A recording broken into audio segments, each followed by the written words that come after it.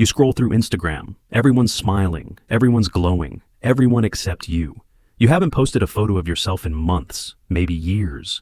People ask why, you laugh it off. I'm just private, and you say.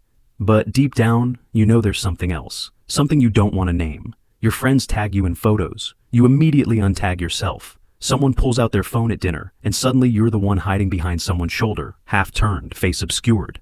Your profile picture, it's from 2019. Or it's a sunset. Or it's a cartoon. Or it's nothing at all, just a blank circle where your face should be.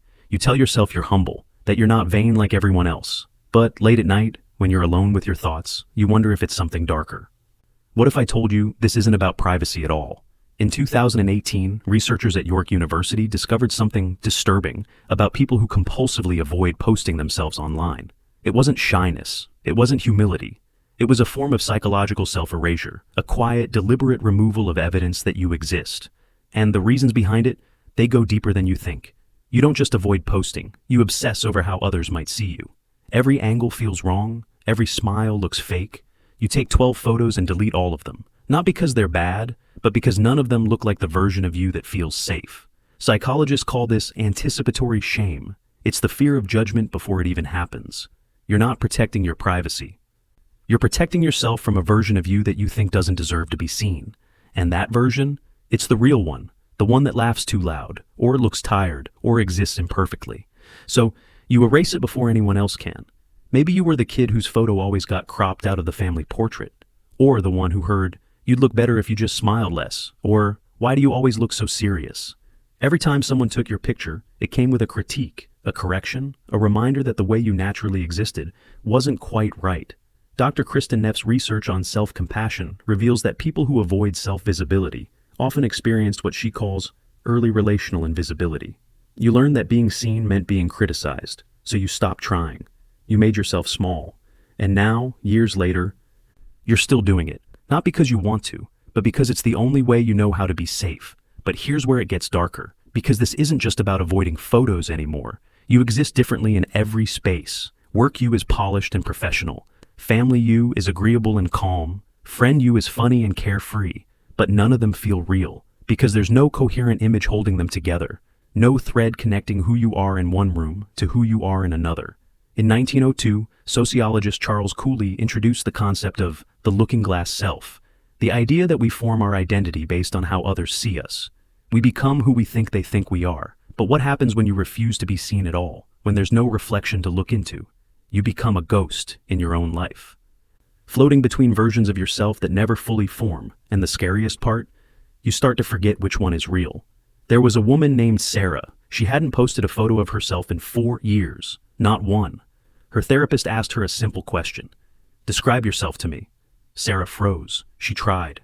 But every sentence started with, "People say I look like," or "I think maybe I'm." She couldn't describe herself from her own perspective, only through the imagined eyes of others. "I don't know what I look like to other people," she finally said. "I only know what I'm afraid they'll see." That's when her therapist said something that changed everything. You're not hiding from them. You're hiding from yourself. Because the truth is, people who don't post pictures aren't humble or private. They're in control, or at least, they think they are. By refusing to be documented, you control the narrative. No one can misinterpret you if there's nothing to interpret. No one can judge you if there's no evidence to judge. You get to exist in theory instead of reality, perfect in absence. But control isn't freedom. It's a cage you built yourself, with bars made of fear and locks made of shame. And the longer you stay inside, the harder it becomes to remember what it felt like to be seen without flinching. You don't just avoid posting now. You avoid looking back. Old photos make you uncomfortable. You scroll past them quickly or delete them entirely. You cringe at past versions of yourself. The haircut you had in college, the weight you've gained or lost, the way you smiled before life got heavy. Psychologists call this temporal self-discontinuity. It's the feeling that past you is a stranger, someone you don't recognize or want to claim. But here's the danger. When you reject your past self, you reject the possibility of a future self worth remembering. You erase your own history. And without history, there's no story. Just fragments. Just gaps. One day, you'll want proof you existed.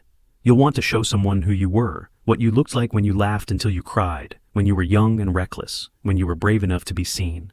And there will be nothing, just gaps, just silence, just a digital void where your face should be. Because you spent so long trying to disappear, you actually did, not all at once, but slowly, quietly, until one day you realize you've become invisible even to yourself. So what do? How do you come back from self-erasure? First, understand this. Visibility isn't vanity, it's evidence. Evidence that you were here, that you mattered, that you existed beyond your own fear. You don't owe anyone a performance, but you owe yourself proof. Proof that you lived, that you took up space, that you were more than just a voice in the comments or a name on a screen. Start small. Post something you're proud of. Not something you think will get likes. Not something curated and filtered until it's unrecognizable. Just something real. A photo where you're genuinely smiling, not performing, not posing, just there, present, alive. And when the fear comes, because it will, because it always does, remind yourself, I am not asking for approval. I'm allowing myself to exist. Take one photo this week where you don't delete yourself 12 times first, where you don't check the angle or the lighting, or whether your face looks symmetrical enough.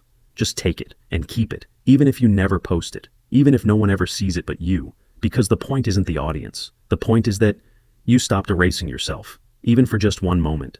The people who post themselves aren't more confident than you. They're not more beautiful or more worthy or more deserving of being seen.